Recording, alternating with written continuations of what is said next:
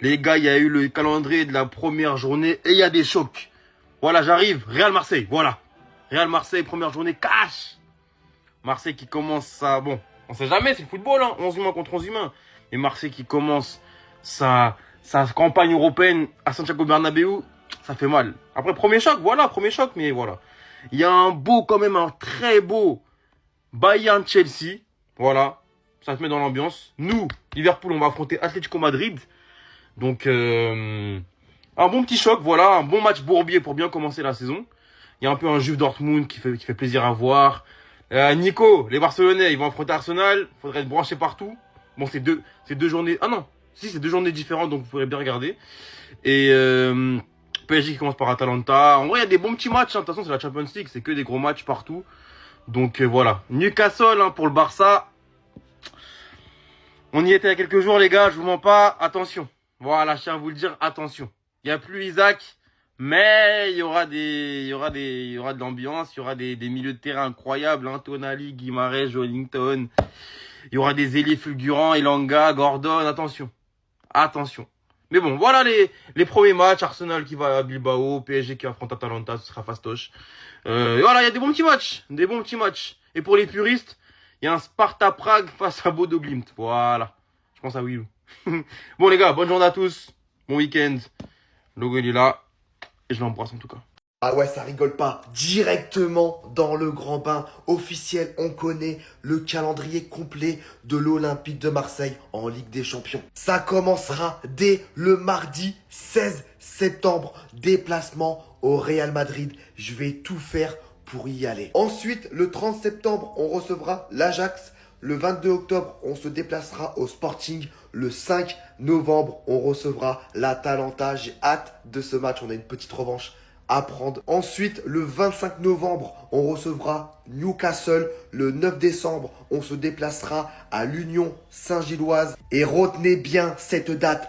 Le 21 janvier, l'Olympique de Marseille recevra Liverpool pour l'avant-dernière journée de Ligue des Champions. Et enfin, la dernière journée, ça sera le 28 janvier où on se déplacera en Belgique au club de Bruges. Ah franchement les gars, j'ai vraiment hâte de fou.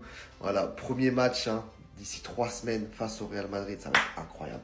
Le calendrier officiel de la Ligue des Champions est enfin tombé. Et dès la première journée, les gars, il y a du lourd. Dès le premier jour, mardi 16 septembre, le Real reçoit Marseille. Alors là, déjà, on va tous regarder ce match-là. Il y a un bon Bilbao Arsenal aussi à 18h45, donc c'est parfait.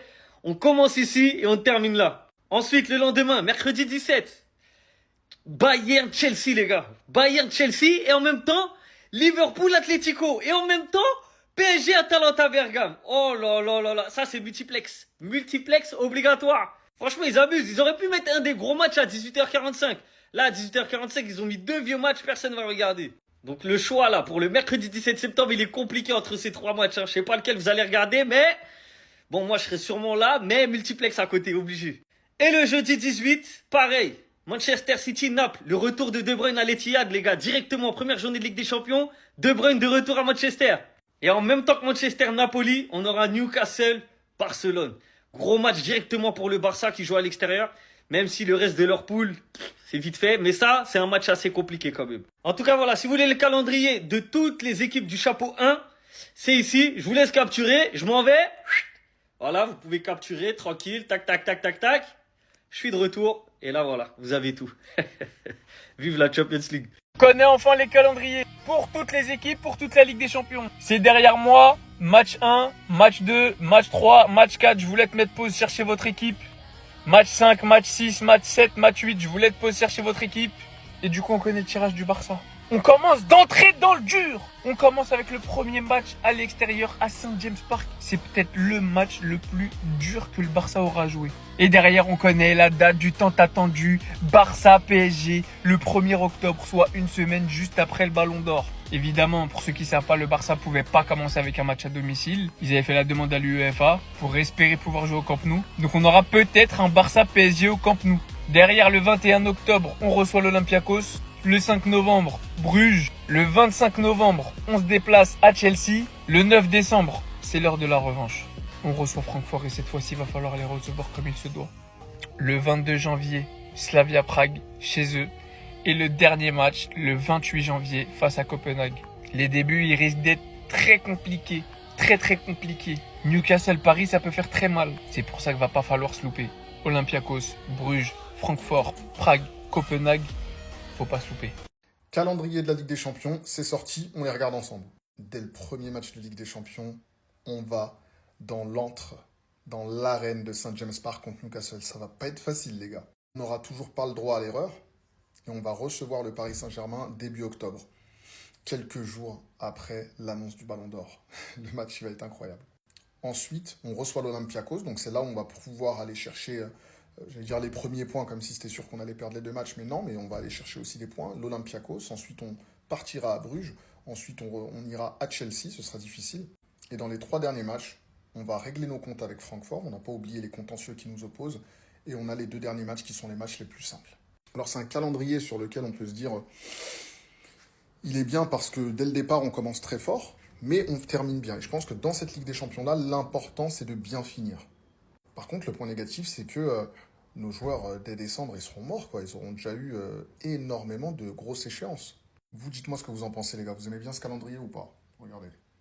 Très bonne nouvelle pour les supporters du FC Barcelone, puisque c'est officiel. On connaît le calendrier de la Ligue des Champions et les dates de chaque rencontre, et surtout la fameuse date du match le plus attendu de l'Europe, le Barça contre le PSG. Et croyez-moi, l'année dernière, pendant le mois d'octobre, on était l'équipe la plus décisive. Et comme par hasard, cette année, au mois d'octobre, on a le fameux match contre le PSG. Bougez pas, je vous explique tout. Alors le premier match du FC Barcelone, ça sera contre Newcastle le 18 septembre. Ça sera à l'extérieur. Le 1er octobre, ça sera le fameux match qu'on attendait tous, le Barça contre le PSG. On n'est pas des rivaux, mais on va fermer la gueule de toute la communauté parisienne. Ça sera un jour historique où on va prendre notre revanche. Bref, le 21 octobre contre Olympiakos, le 5 contre Club Brugge et le 25 novembre contre Chelsea. Et ce jour-là, on va fermer la gueule de tous les joueurs de Chelsea. Parce que si vous savez pas, les joueurs de Chelsea attendaient tous la rencontre contre le FC Barcelone. Bref, pour la suite, c'est comme ça. En tout cas, l'objectif est d'être dans le top 2